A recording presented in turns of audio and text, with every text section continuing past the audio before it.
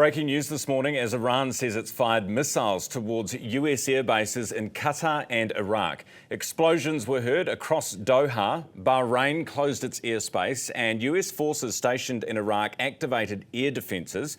Perry Wilton's a journalist in Doha and is with us live this morning. Perry, what's the latest there in Doha? We understand there were explosions heard across the city.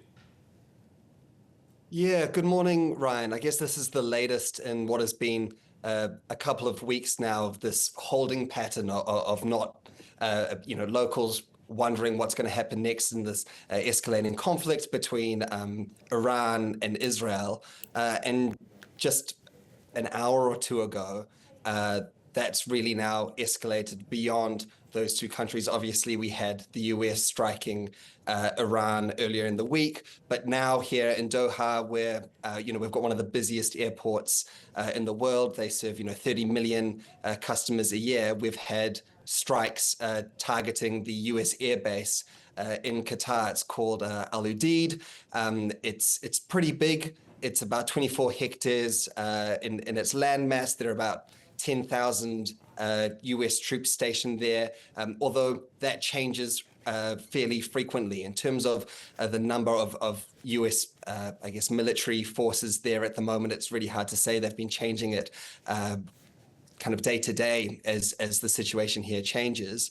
But if you've ever seen any footage of missile strikes being intercepted above Israel or above Iran, that's pretty much what we saw here. So we saw missiles coming over Doha, over the city center, and most of those being intercepted. Iran says they sent 6 missiles. They said that's the amount of missiles that the US hit Iran with, and so they're seeing this as a kind of a tit for tat. But in terms of what it's like here, there were sirens in particular parts of the city. There's a mall very, very close to where we were when this happened, where the sirens went off and people were running for shelter.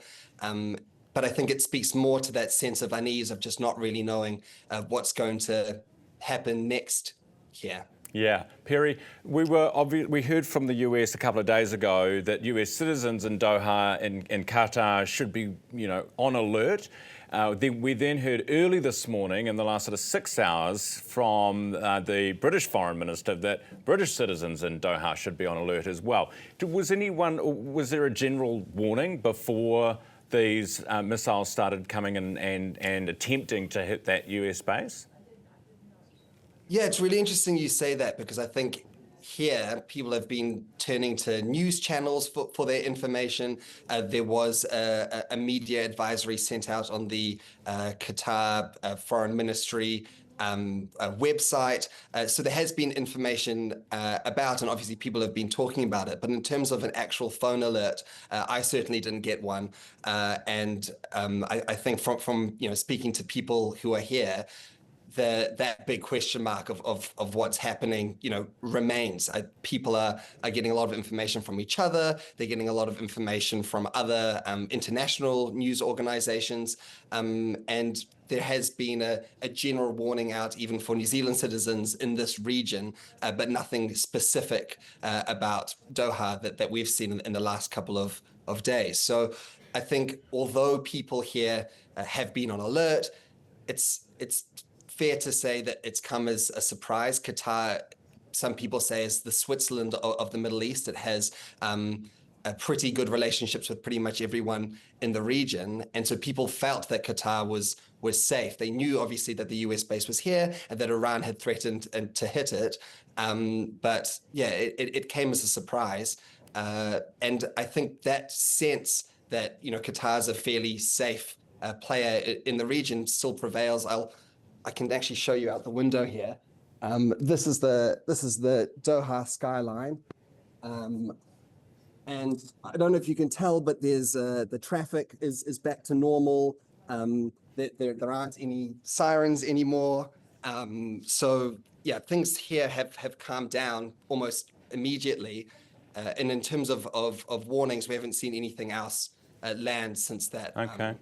since the strike happened. And Perry, is the airport back up and operating? Because we know they closed the airspace, and it's the busiest airport in the world, 360 flights a day. There was one flight at least diverted from New Zealand on its way to Doha early this morning. Do we know whether that's going to reopen or if it has?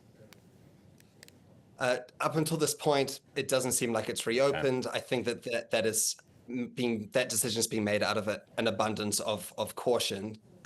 It's an enormous part of Qatar's diplomatic standing, this airport, and the last thing they want is any kind of threat or any concerns flying into Doha. So the safety of passengers heading into the airport, obviously paramount for the country. And so I can't imagine they're going to be opening that anytime soon. But I mean, we've seen this airspace pretty much on lockdown kind of north of Doha ever since this started escalating. So the amount of traffic heading into Doha has massively spiked leading up to this, and now to see it cut off is surreal. So yeah.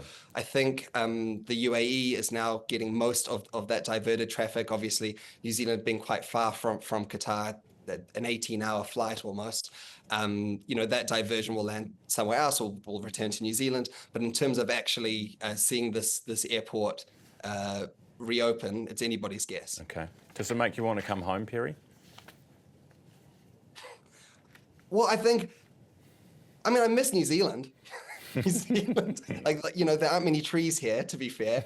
I think the second the airport closes, you do feel a lot more isolated. I think the fact that there is such a big airport here, always you have that sense of security. Oh, I'm going to be able to come home pretty much at any time. But I think for pretty much anyone who's working here, and there are a lot of Kiwis in Doha, a lot of them are here to cover what's happening in the Middle East, so people know, what they're risking with being here. But no, New Zealand feeling very far away right now.